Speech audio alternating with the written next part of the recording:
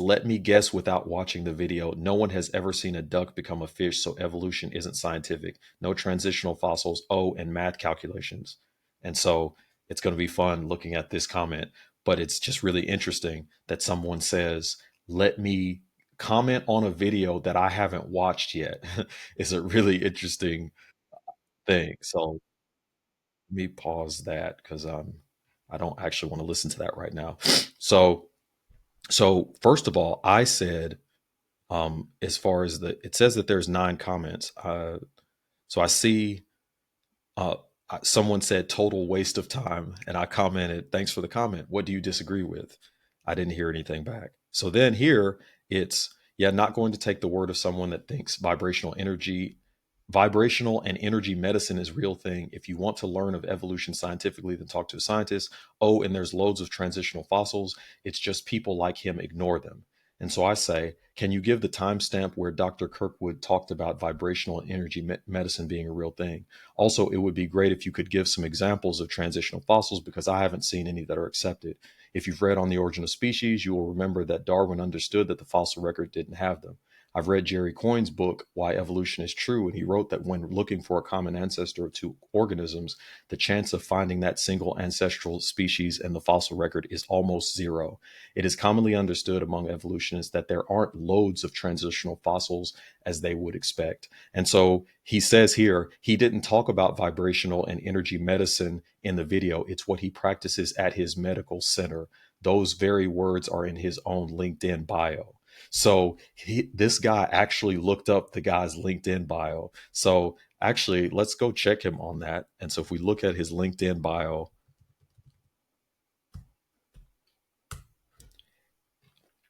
then we have where, and we're going to look up Dr. Bo.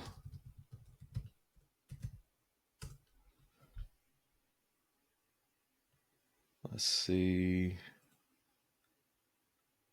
Because so it says here, osteopath, osteopathic medicine, chelation, alternative medicine, vibrational medicine, um, energy medicine, writer of Christian subjects. Okay, so I'm not really sure what vibrational medicine or energy medicine are, but this guy looked them up. I was like, hey, I didn't hear anything about that. And so these are his words in his LinkedIn bio. So I go, oh, okay, cool. Like that was, um, yeah, I don't, well, we'll reply in a second. But he says, I've read On the Origin of Species. I'm looking at a copy right now, and there's a reason it isn't used as a university textbook. A, Darwin was wrong about certain things. And B, it's hopelessly out of date. The first transitional fossil wasn't discovered until 2 years after publication. Proving Darwin wrong isn't the gotcha creationists think it is. Well, again, I mean, all of that's true. And yet at the same time, there are people that will take the Jesus fish and put Darwin's name on it. So this is people always talk in terms of Darwin. So we want to look back at what he actually says, and it's like, okay, I'm not trying to have a gotcha, but I'm saying, hey, you'll remember that that wasn't there at the time. And so he's like, well, the first transitional fossil wasn't discovered. What Jerry Coyne actually wrote was the chance of finding that single ancestral species in the fossil record is almost zero. The fossil record is simply too spotty. But again, to say that it's too spotty to expect that is exactly the point. So I conveniently missed off the end, and he was talking about the odds of finding transitional fossils for any one particular species. Fossils are still relatively rare. And so, but that's exactly the point. They shouldn't be. They should be everywhere. And so he's really actually making the point. So then he says he also wrote what Darwin didn't have were enough fossils to show clear evidence of gradual changes within species or of common ancestors. But since his time, paleontologists have turned up fossils galore, fulfilling all the predictions mentioned above. Okay, so like again, we would need to corroborate that. You can kind of say that, but we don't really see that corroborating. So he says we can now show continuous changes within lineages of animals. We have lots of evidence for common ancestors and transitional forms. Those missing ancestors of whales, for instance, have turned up, and we have dug deep enough to see the very beginnings of complex life. Okay, I see that he's saying that, but again, like what? And so, as for what we have found, so he gives a bunch of these names that just get listed. So probably if we were to take this and like go Google it, we can probably find that we can find this list of exact animals that is coming straight from this Wikipedia article. So what happens is when we put that specific thing in, you come up with this right here. So there's a wiki, a rational wiki. And I don't know what rational wiki means exactly, but it's basically an evolution Wikipedia article where he has copied and pasted this list of animals where someone just simply says, hey, this is a transitional form. And so that's, I mean, that's, again, it's like look harder. And what I would say to you is, I could, uh, I would just simply say, are we really sure that these are transitional forms? And again, how do we exactly know that that's a transitional form from a fossil? And this is one of the things that Darwin said himself. And so again, what happens is this is something according to creationists. So we could go through and look at this article, but it's one of those really interesting things where it's like, uh, we're said to be lying, and a transitional fossil has to be the direct descendant of one species and the direct ancestor of another. Um, and so there, it's saying here that a transitional form illustrates an evolutionary link, and it can have features of two species but have no other species as descendants. So the idea here is that it's transitional, but there. So this is interesting because I haven't seen this. It's saying that it illustrates a link, but it's actually not a link, but it's still transitional. So I'm not clear how something can transition. A transition is generally you have one thing and another thing, and the transition is the thing between. They're saying that a transitional fossil or is not actually a transition between, but it illustrates a transition between. So that's interesting because you're saying it's one thing, but then also at the same time, by definition, saying it's not actually a link, it illustrates a link. And so that kind of definition is really interesting because if I'm simply illustrating a link, but I don't actually have to be a link, but I'm going to call it a transition, which a transition is a link between two things. It's an interesting thing to say something like that. And so your mother would be a transitional form between you and your grandmother as she shares traits with both of you. However, if your mother had a sister, she would also be a transitional form between you and your grandmother, having traits similar to both of you. But again, the idea is I can just find a bunch of people that would only be sisters of your mother and never find the mother itself or never find someone like that. So I can kind of see this idea.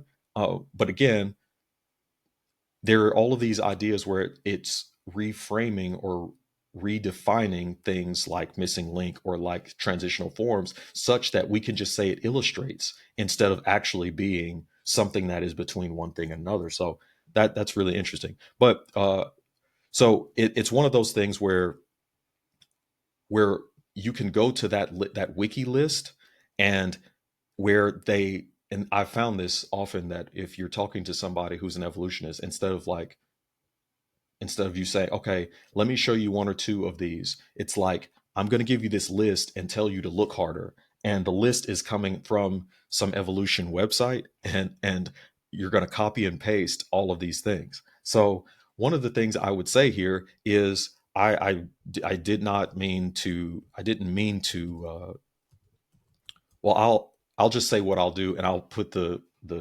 comment later, and we'll go to the other comment. But one of the things I do want to do when I reply is respond to those things. I actually don't know anything about vibrational energy medicine. It's cool that Schumer 1988 has done this much research because this is good. And so if he is looking closely, then this is something that will be good for him because I think he'll come to see truth. I'm assuming it's a him. So again, we want to be able to respond and say, "Hey, I'm not trying to have a gotcha, but I've read on the origin of species, and that is the foundational evolutionary book." So the idea that I'm supposed to like, okay, well, just not worry about not worry about on the origin of species, and not worry about the fact that people still kind of deify Darwin and say what he said was so important and he is one of the most important scientists. But now you're saying, well, he was wrong about certain things, and I agree, and it's hopelessly out of date, and I agree, but people still invoke the name of Darwin. And so you kind of say, well, if I'm I'm not trying to invoke the name of Darwin, but there are people that talk about how important what he did was, and I think he did say some important things that are related to the fact that we can see these changes among species. But what he did was he extrapolated. He extrapolated small changes among species and said that's how everything came to exist. And that extrapolation is hopelessly out of date. And that's what I'm getting at in what we're talking about here. And so to say, like, I know that it's going to seem to you as if the me leaving off this part about the fossil record is simply too spotty to expect that I just conveniently left it off. But it's literally saying what I'm saying, that it's too spotty. So like it's actually going along with exactly what I'm saying. So when you say I left something off, I left off the part that makes it actually worse for what Dr. Coyne was saying. If he's saying himself that the fossil record is spotty, but then you tell me it's not, but he said it's spotty. So he's talking about the odds of finding transitional fossils for any particular species. Yes, fossil. And so if you say to me that fossils are still relatively rare, I agree, and that's what I'm saying. But they shouldn't be if everything that came to exist came from these transitional forms. Then it shouldn't be rare. The question is, why is it rare if everything came to be like that over all of these hundreds and thousands, millions of different transitional forms should be out here? Why doesn't the fossil record record them? That's a question that has to be answered. So you cannot both say that the fossil record is spotty, fossils are rare, and then say there's loads of transitional forms. It can't be both. I mean, I guess you could think of a way in which it could be, and I'd be interested to hear your response. But how can it both be that it's rare, that fossils are rare, the fossil record is spotty, but at the same time there's loads? And so which one is it? Is the question I would sincerely ask. And so yeah, he also writes about Darwin not having enough fossils, so we'll be responding to that as well. So this is good, and I'm looking forward to responding more to Schumer in 1988. I'm glad that he said something back because the first person says total waste of time, and didn't want to respond. So then there's another person that comes in and says, let me guess without watching the video, which is a really interesting thing to say. Um, I'm not going to watch the video, but I'm going to give a pretty long comment about the video. So I hope they did watch the video because we're going to respond to them too. No one has ever seen a duck become a fish, so evolution isn't scientific. That is true. No one has seen a duck become a fish. No transitional fossils. Yes, that's correct. Oh, and math calculations. Yes. When you start looking at the probabilities of such a thing, it becomes actually quite astronomical, the probabilities of these things happening. And so it takes a great deal of faith to believe that these extrapolations that are being proposed happened. So, first, descent with modification, that is, evolution is an observable and demonstrable process. So, again, what are we talking about here? We're talking about small changes among species. But by definition, the idea of big or macro evolution cannot be observed. By definition, it cannot, because if you could observe it, then we're talking about things that well, everybody sees a duck turn into a fish. So we by definition can't observe that. The idea that that process coupled with mutations in genetic material, something else that is a verifiable and a selection process, another thing that is observable and is a hypothesis proposed as a natural explanation for the diversity of life on Earth. Until something contradicts it, it will remain a viable hypothesis. So this is interesting because the idea that we observe mutations in genetic material verifiably create large changes in species is not only not what we see, but it's the opposite of what we see. When you have mutations, just by definition, if I say something mutated, we're not saying, oh, that's good. We're saying, oh, that changed the genetic material.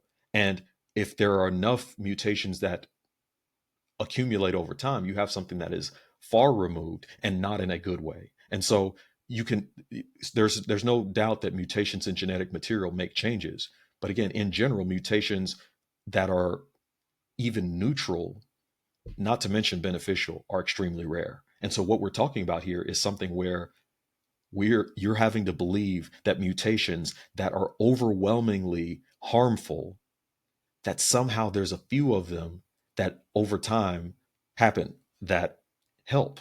And so that takes a really big leap. And that, so if you want to talk about math calculations, I would say that's a really big leap to say that mutations that are overwhelmingly harmful, and then whatever little 1% that's left, most of those might be neutral.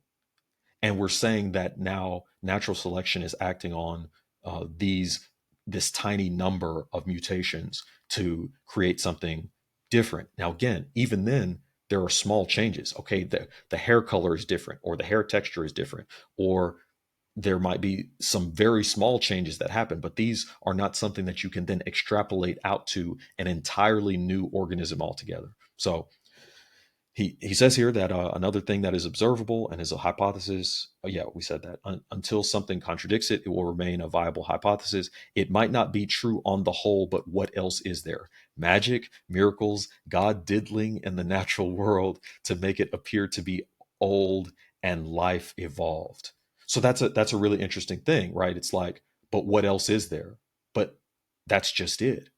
What else is there?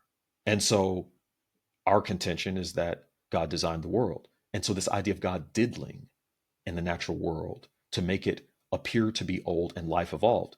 Well, when you say life evolved, again, what are we saying? Are you saying that these organisms that have apparent design, and we can go back to Jerry Coyne's book where he says that if there's anything that everybody can agree on, essentially, it's that these things look designed, right? So everybody agrees with that, whether you're an evolutionist or not. We can see apparent design. The question is, what do we do with it? Do we say that it's mutations that magically, if we're going to talk about magic or miracles, it's miraculous to think that mutations to genetic code bring about something better over time. That's miraculous. That's magic. And so this idea of magic or miracles, you're going to have to take some kind of magic or miracles either way. Either you say that the mutations that are 99 point something percent harmful did it, or you say that there was intention behind it. And so our experience is my experience as a robotics engineer who creates computer code. You don't you don't do the kinds of things when we're talking about the mutations of DNA or genetic code. You don't do you don't do changes to genetic code that are random and get better computer code. It just doesn't happen in. So from a computer science perspective, that's my area. From a computer science perspective, you don't change code randomly and get anything that works. In fact, you change one thing and nothing works. It is often how it is. And you kind of have to look and find, okay, if I'm using Python, for instance, I got to have a certain number of spaces. And if I don't have that certain number of spaces, guess what? It will just not work. And you just keep racking your brain trying to find it. And so we see that DNA is genetic code. Like there's no question that there is digital code there. That if you're looking at the different bases that are used to that is a language there. And so you can believe that a language developed through naturalistic means. I mean, you're free to do that, but don't say that's not magic or miracles. It's extremely miraculous that somehow nature could produce code through random processes because we just don't see it anywhere. And so that I'm saying that from a computer engineering and computer science perspective, that's not what we see. And I've actually done some work with genetic algorithms, by the way. And when you do work with genetic algorithms, you have to have basically the odds of mutations be turned up, and you have to have the odds of favorable mutations be turned up really high, much higher than it is in the natural world, in order to get these algorithms to work. And that's something that's made me think, well, if when I'm using some kind of genetic or so-called evolutionary algorithm for something, I don't use them anymore. I just, again, I think they're based on fault on something that's not real. But I had to use them in a lab that I previously worked in, and it was interesting because you have to have the percentages of good mutations or the percentages of mutations in general be very, very high compared to what we see in the natural world. And so the question is, if that algorithm, if that computer code algorithm doesn't work unless you have much higher rates of mutations and much higher rates of favorable mutations than what we see in the natural world, then it makes me think, well, if that's the way you're saying things changed over time, and you have to have the rates really cranked up to even get something that kind of works, that makes me wonder, right, if that's actually what happened at all, as people are saying. And the other thing that makes me think about that as well is, if you think about it, when I create that program, if I'm doing something like trying to solve the traveling salesman problem, you can look it up. You can use a genetic algorithm to try to solve that problem. If I use a genetic algorithm to solve that problem, there still has to be some level of me saying that one solution is better than a next solution. So if I'm generating a bunch of solutions using some kind of genetic algorithm, I have to actually figure out which ones are best. And I guess you would say that that is natural selection. But again, that's, even the term natural selection is assuming some kind of agency. You can't even talk about these things without talking about agency of some kind. Natural selection. Nature had to select these things because we all see the apparent design. So it's really interesting to see this. So yes, it would be magical or miraculous if nature just somehow, using random processes, came up with code and modified it over time randomly and came up with something that worked mathematically, probabilistically, from a code perspective. That's just not how we see anything work. So then you have to say, well, that was just, it's magical, it's miraculous. Or you could say that when I see code, somebody wrote code. That's what I would say. So could be. So he's at least willing to uh, concede that that's possible. But if God diddles in the natural world, that puts into question all scientific conclusions theories. Anything we might observe and think are due to natural processes may be due to God choosing that time to intervene. That puts into question the whole idea of fine tuning, since one cannot be sure there are any laws, processes of nature. It all may be God choosing to keep everything together artificially. So that's interesting. So the idea seems to be here that he is saying that the existence of a God would put science scientific conclusions and theories into question because God could intervene, which means we can't be sure that those laws are really laws. And so that's an interesting thing because, again, science didn't arise from atheistic people. It arose from people who believed that there was a lawmaker and a lawgiver to the world. And so science originated with people who were believers. And so the idea that you can't do science unless you don't believe in God is not even how science came to be historically. It was people who were believers, like Newton, like Galileo, like Kepler, like these different guys from the past. All of these people said, I want to understand how God did this. And so I'm going to seek out the laws that God put into nature, into mathematics, and those kinds of things. So I think it's a really interesting thing. It just doesn't line up with what has historically happened. But what you've been told is that you can't do good science unless you leave God out of it. But I don't think believers who are scientists are saying God intervened here and God intervened here. But there are places where we have to admit that we see design. And so again, as a robotics engineer, I look at the human body and I see a body that works, that is able to overcome the inherent instability of standing and balancing on 2 feet or on 2 legs. That's an inherently unstable posture. You don't have a two-legged stool. You don't have a two-legged table. You have at least three because that's a stable configuration. And so, if you have a human being who's standing and balancing on 2 legs, how? Because from a nature perspective, that doesn't make sense. And so if you're saying, well, there was a quadrupedal ape that turned into a bipedal human, why? Why move to why from a natural selection and mutations perspective would you have a quadrupedal ape go through this process over time to be a really bad quadruped for a long time and then be a really bad biped for a long time and then somehow come up with the optimized hardware and the integrated software that we have to be able to stand and balance on 2 legs? That's magic. That's magic to say that that's random. It's magic to say that that came about through natural processes. So it'll be interesting. That's how we're going to respond to these comments, and so we'll respond to them later, and hopefully they take a look at the video. I'll probably link them to the video, and I'd be really interested to see what is your response to this, because it's a magical thing to say that random processes and can use mutations that are universal. I don't want to say universally. I want to be careful here, but mutations are overwhelmingly harmful. They delete genetic information, but we're saying that that's not what happens, and somehow that is used. And again, it's hard to even say these things without using terms that denote agency, that are referring to agency. So you can't say, you say natural selection, nature did this, because we see that this was done. It wasn't something that, these aren't things that just happen. So I've gone way too long here, but this was fun, and so hopefully we'll get to respond to some more comments.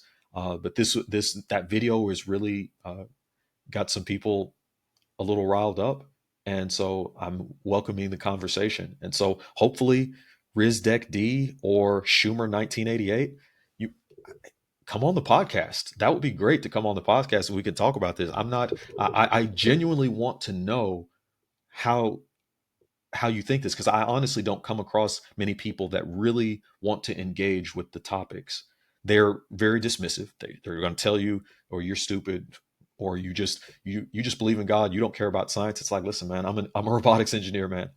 I do science. I have degrees in mechanical. I have a PhD in mechanical engineering. I'm not somebody that's running from science. And there are plenty of people like me. And so let's talk about it. And so maybe you're in engineering or something as well. And but what I'll say to you is, as someone trained in engineering design, I'm trained in this.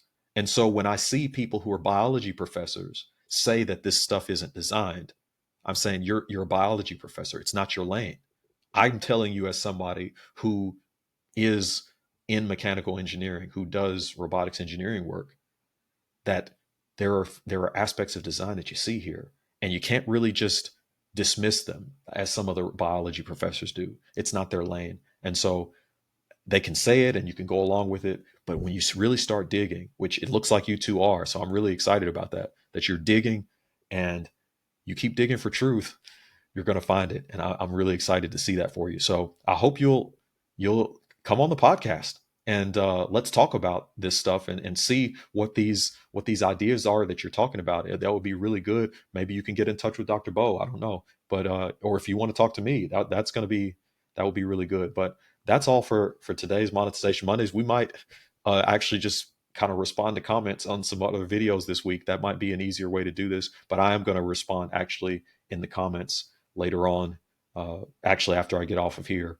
But I didn't want to necessarily try to type at the same time. But that's the way I would think about those comments. And I hope these guys will agree to maybe come on the podcast and we get to talk about this, because I think, again, it's of one of the things Dr. Bo talked about, and I'll stop with this, is that it comes down to different worldviews. RizDeck D essentially says, well, I can't allow for there to be a possibility of God diddling. And again, that's disrespectful to me, but I will allow it, because obviously I'm a believer and I am someone trained in engineering design. And if you think the human body or any of these organisms that you see, if you look at DNA and you think that's diddling, I have to tell you, it's not. It's amazing. And I think the idea that maybe believers don't have an appreciation for the science is just not what I see. It's not what I see in the scientists and the engineers that I talk to. And so we have a great deal. We want to know how our God did this. And so to simply try to remove him from the equation is not the way. And it's not bad science to acknowledge that God did this. In fact, I think it's what's bad science is to remove something as a possibility, and that's what you've done. And so if it must be only naturalistic means, then what if it's not? What if it's not actually naturalistic means? What if it's actually that there was a designer? If you've already eliminated that as a possibility, which is not scientific, by the way, it's not scientific to eliminate something as a possibility before you've considered it. If you've eliminated it as a possibility, that's not scientific. And it makes it that much more likely that maybe you've eliminated something that's the truth. So I'm going to leave it there. Until next time, we'll do either monetization Mondays next week. You see me for that, or maybe we'll be responding to some more comments this week. I think I might have a video on Darwin coming up soon, so take a look out for that. But we'll see you next time.